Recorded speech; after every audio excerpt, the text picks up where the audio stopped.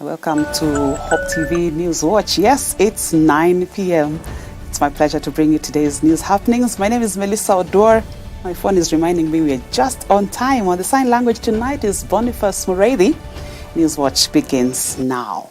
Now, normal operations at the Jomo Kenyatta International Airport, JKIA, and other local airports are set to resume after airport workers this evening called off their day-long strike. Transport Cabinet Secretary Davis Chirchir, officials of the Airport Workers Union KAWU, and KOTU boss Francis Atwoli, who held a closed-door meeting together with Principal Secretary Mohamed Dagar and Kenya Airport CEO Alan Kilavuka, among others, managed to strike a return-to-work deal with the striking staff and announced that normal operations at JKIA and other local airports will now resume. Atwoli further noted that the union has received all the pertinent documents they have been demanding from the government with regard to the proposed Adani deal. The airport workers had staged a go-slow over a proposed deal to lease the main airport to Indian company Adani Group, a move that disrupted travelers departing from the country for the better part of the day. So, with the disclosure that we need to make, what kind of timelines are we looking at so that when the concession agreement is processed through the PPP Act, and there's a very articulate process, which will include coming to the board of KAA, it will include getting the legal opinion from the Attorney General, it will include going to Cabinet,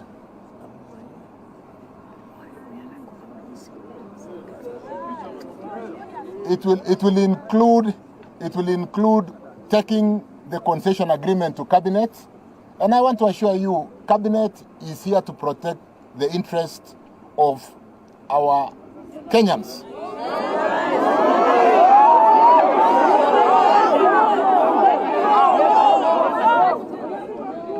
Unajua,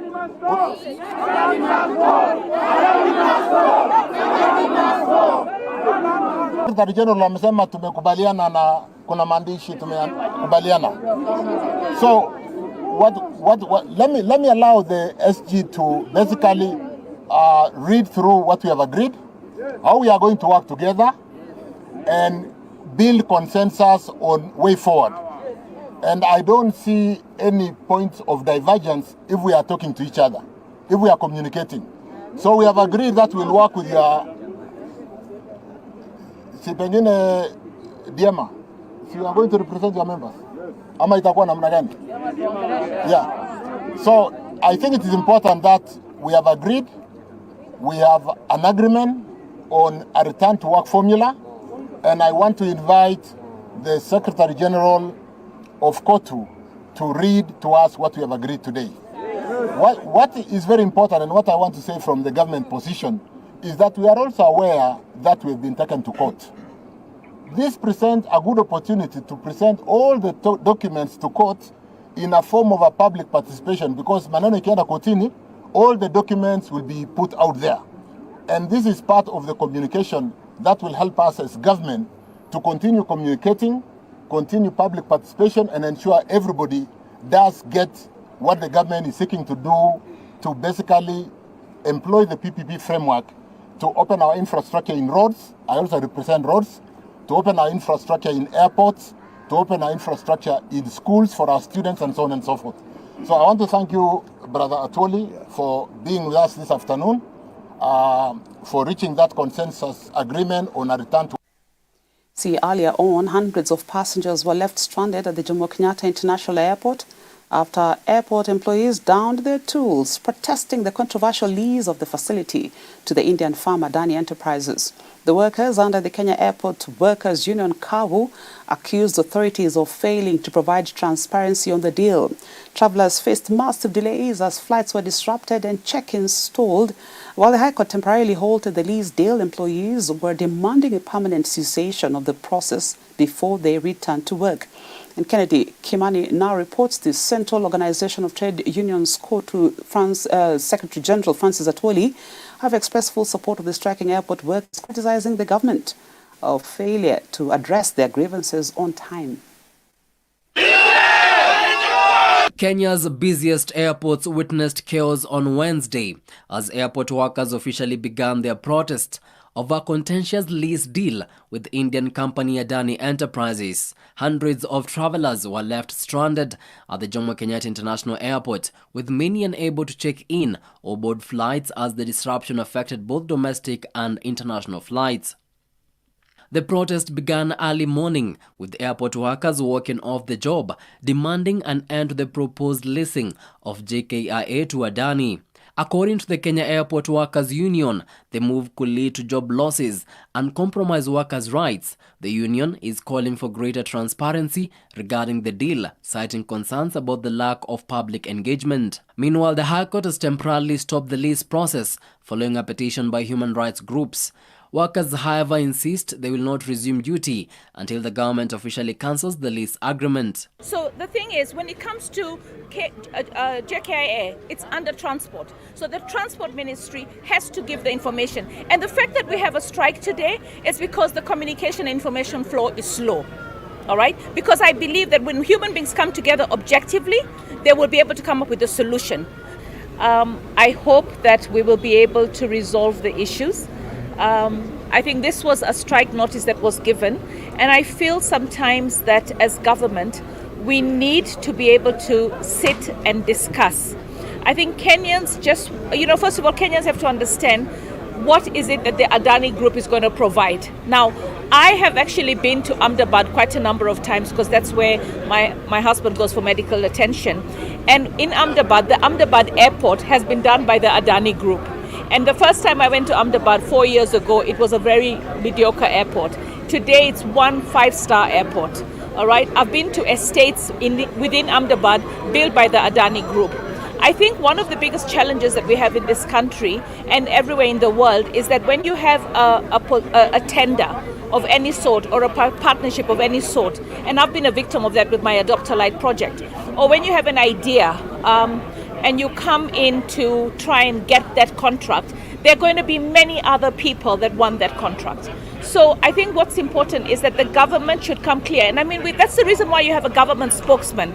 Break it down so that people understand everything. Adding his voice to the growing dissent, the Central Organization of Trade Unions Secretary General Francis Atwoli has expressed full support for the strike in airport workers.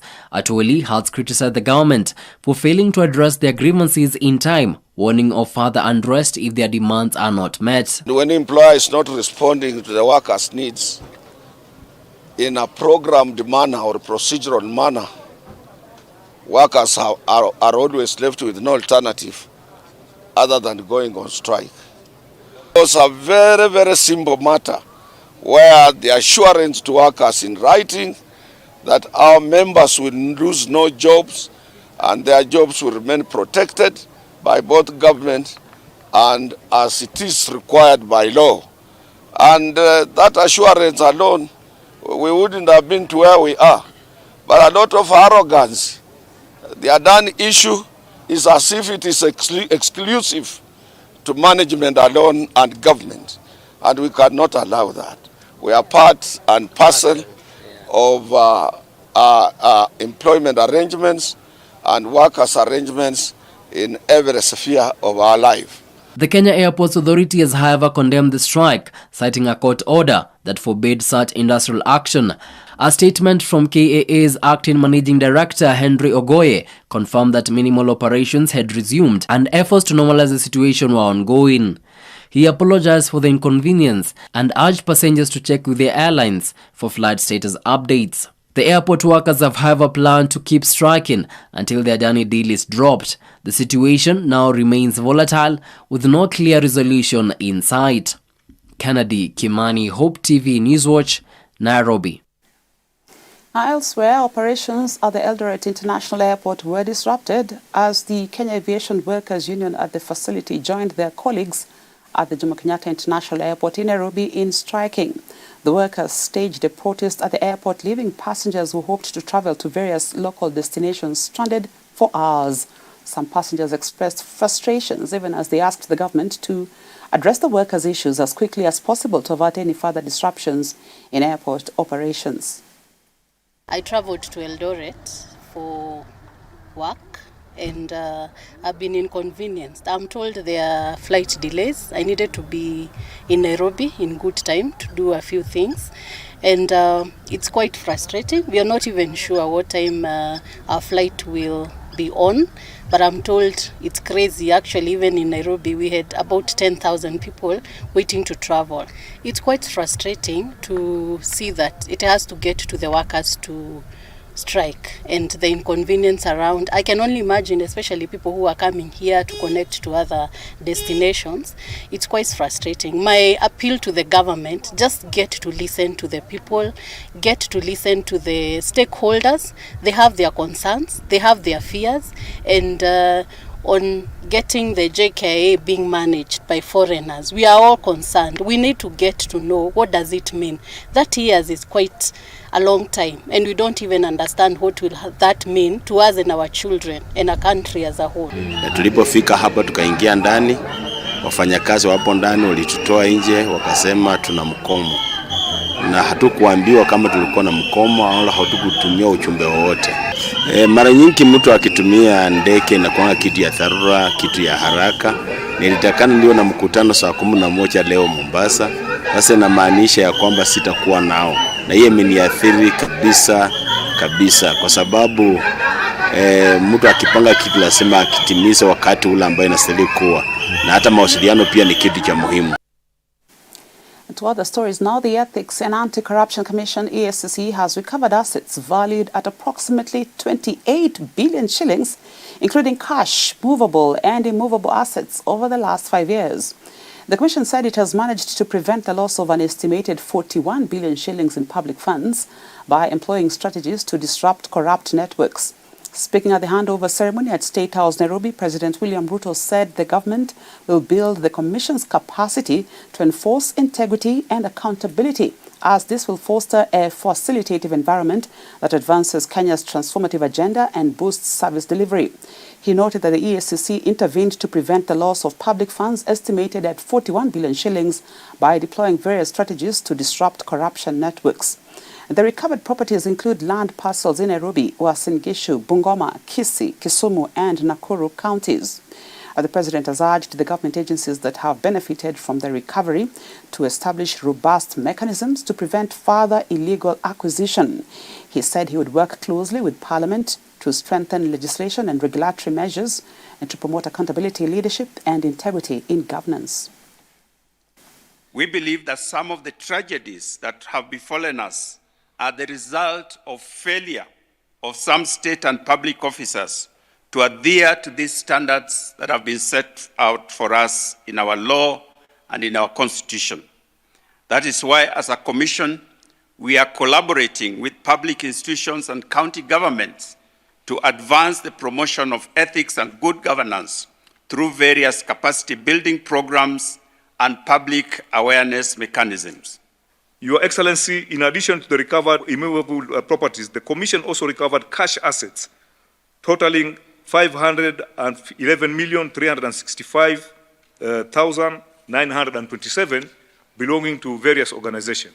EACC recovered 361,395,356 and remitted to the National Treasury Consolidated Account Fund. The money was recovered from individuals who had irregularly acquired public properties. And the second one is that 79,292 shillings for the Kenya Ports Authority Retirement Benefit Scheme. The money was recovered from a law firm. Then we have recovered 70,677,700 shillings for Kenya Medical Research Institute, that is Kemri Retirement Benefit Scheme. This money was recovered from an individual after a civil process.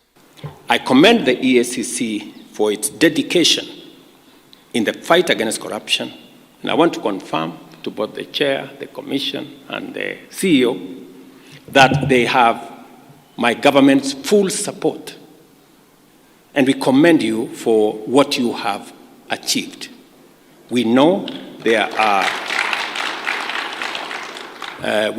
challenges, budgetary challenges, but the one item that I insisted that should not face the budget cuts that we were going through is the EACC because I know the importance and relevance of what you do in safeguarding public assets and public property.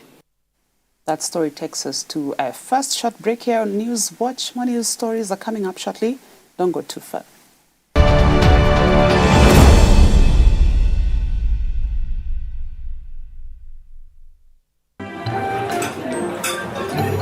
I've actually been trying to find a balance. It's been really tough and hectic, but everyone says once you get a hang of it, it becomes better, and I don't know, but I'm hoping to find a balance soon because it's really been hectic. But you've been in the job industry for a long time, so I think you would know better. Sindio? Huh? What time is it? I need to catch up on Leadership Forum. Do they have a radio here? Never mind. I brought my own. No way. You can't be serious. Wait, why do you have a radio and you can just catch up with the shows on Hope FM podcasts? Really? Even Meet of the One? Yeah. I mean, you can find them on whatever platform, name it. AfriPods, Google Podcasts, Apple Podcasts, Spotify, you name it. But I'm not subscribed on any of them. So no worries. You can just check out the latest episodes on hopemediakenya.org. You can now listen to select Hope FM programs on your favorite podcast streaming platform or directly on our website www.hopemediakenya.org. Listen and live.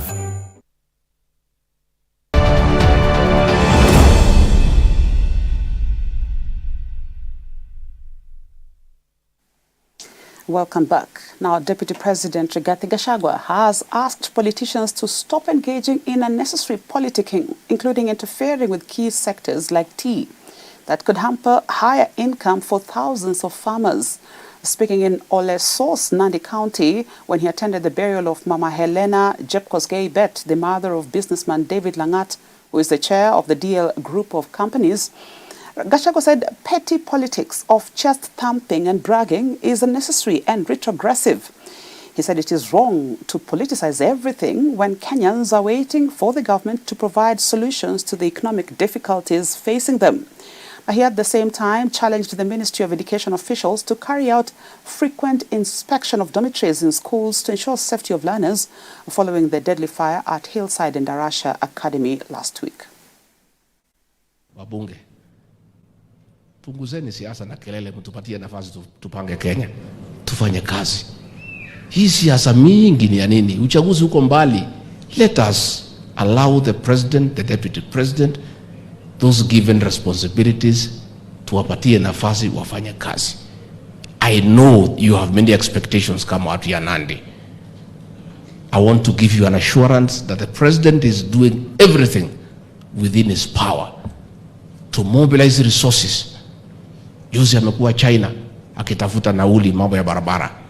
I know you had many expectations like all of us na kila pahali, lakini mambo imekuwa ngumu kiasi fulani, na rais ako pale anapanga, sisi tunamsaidia.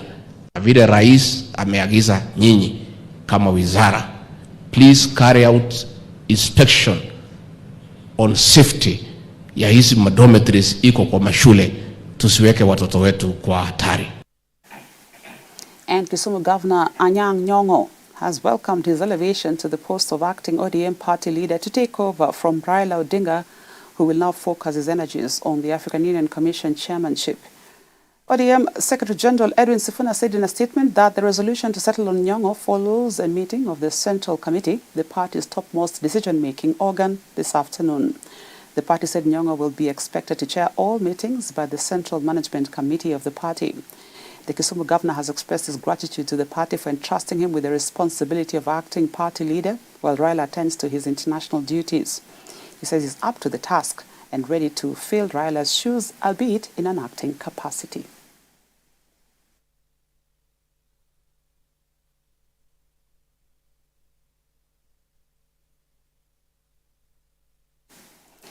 To international news now, the United States of America has marked the 23rd anniversary of the 9/11 terrorist attacks that are to this day considered the most devastating terrorist attacks on American soil. The attacks happened as radical Islamist terrorists crashed their plane onto the Twin Towers at the World Trade Center. 3,000 Americans died in the attacks. U.S. President Joe Biden, his Vice President Kamala Harris, and presidential candidate Donald Trump, together with their running mates, stood in solidarity for a moment to honor the day at the 9/11 National Memorial in New York City. Kamala and Trump greeted one another and shook hands before the memorial commenced in New York, and later engaged in their heated presidential debate.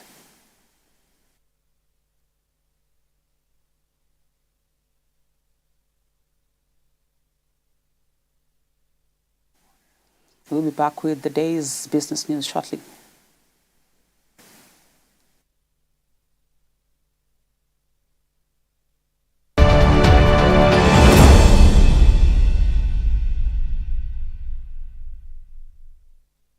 Hope TV is where you look and live, with an excellent selection of the best Christian programming consisting of local and international content of inspirational stories, talk shows, Bible commentary, youth, health shows, children entertainment, contemporary gospel music, extended times of worship, live broadcast, news, movies, drama, Christian ministry programs, and so much more. Hope TV is another quality service from Christ is the Answer Ministries, with over 45% of authentic and credible local content every week. Hope TV is a sister station to Hope FM, Kenya's leading Christian radio station, with footprints across the country. Tune in to Hope TV, where you look and live.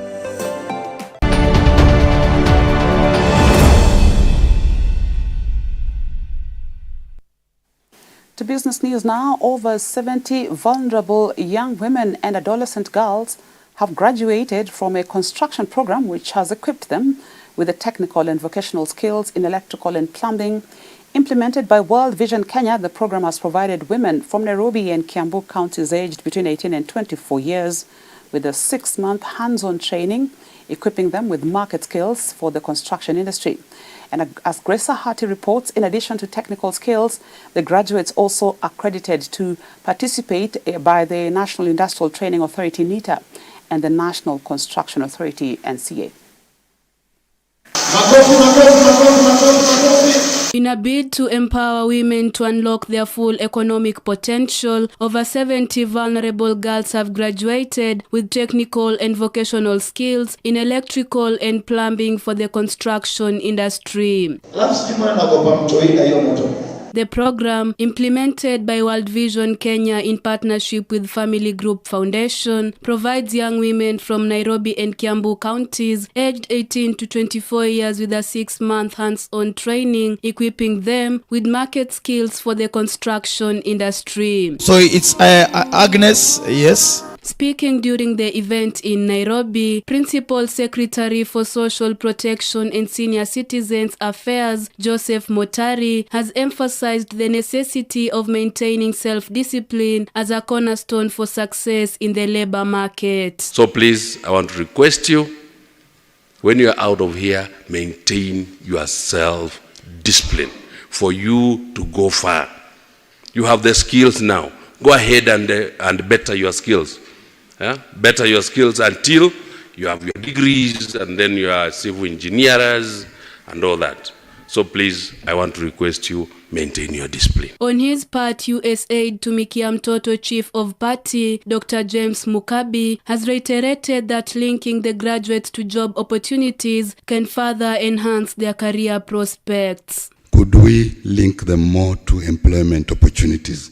You heard from some of them saying they get temporary opportunities, they are good, but we know there are a lot of opportunities in government, there are a lot of opportunities in the private sector. Our appeal is to see how we could link them to more of those employment opportunities. Additionally, Nancy Njau, Chief Executive Officer of Family Group Foundation, has pointed out that young women and girls in Kenya are able to achieve a lot given the opportunity. Through our social investment arm, which is the Family Group Foundation, we have been very, very deliberate towards investing in empowering women and the youth so that they can unlock their full economic potential.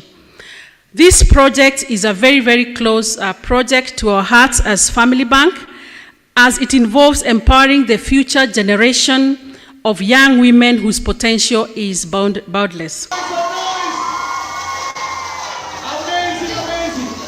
Reporting for Hope TV Newswatch, I'm Grace Ahati. Congratulations to the graduates. And Sanlam Kenya PLC and the Sanlam Foundation, together with the Gertrude's Hospital Foundation in Kenya, have signed a 5.6 million shilling collaborative partnership to alleviate the plight of physically challenged children in Kenya. The partnership, which targets more than 300 children, will focus on enhancing social and economic skills, promoting social inclusion, and improving the functional abilities of children with disabilities in Kenya. Speaking at the launch of the Enabling Children with Disabilities for a Brighter Tomorrow project, Sanlam Kenya PLC Group Chief Executive Officer Dr. Nyamemba Patrick Tumbo said the initiative will integrate tailored occupational therapy interventions, sports and arts activities for the inaugural cohort of more than 50 children, enhancing their functional abilities, independence, and overall quality of life.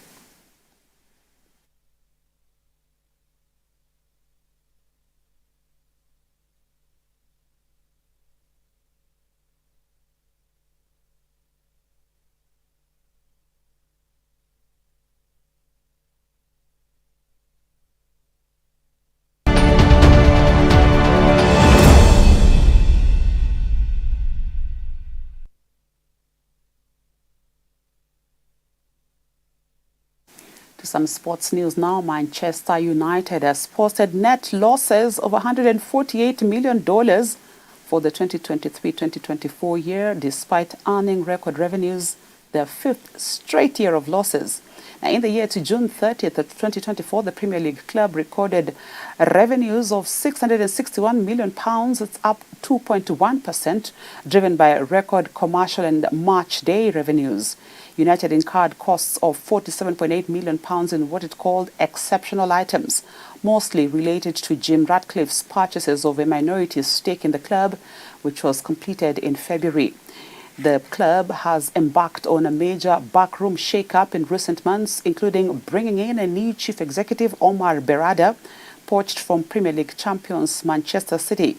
United, who have started the new Premier League season with 2 defeats in 3 matches, return to action at Southampton on Saturday.